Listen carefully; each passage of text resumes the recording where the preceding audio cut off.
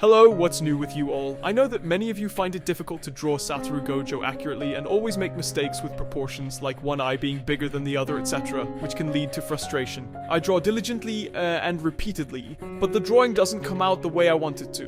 What is the problem? It could be some details that you are overlooking and not paying attention to, which might be causing this issue. This is what I'll address while drawing the character Gojo.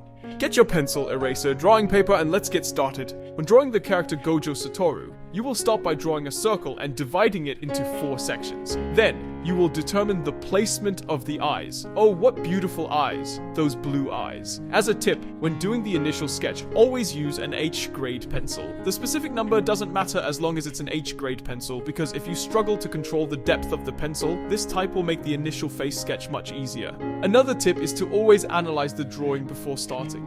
As you can see here, Gojo's face is slightly tilted, and his eyes are not symmetrical upon closer inspection. Also, when drawing the ears, note that the bottom of the ears aligns with the eyes, and don't forget to draw the surgical scar on his forehead, as it's a key element in this drawing during the significant events in the manga that are full of excitement. A third tip is to always measure the distance between each feature on the face. You might ask why I didn't do this in my video. You could say you want me to provide the measurements so you can replicate it, but that's not what I want. I want you to learn how to draw this character wherever and whenever you want without any aids.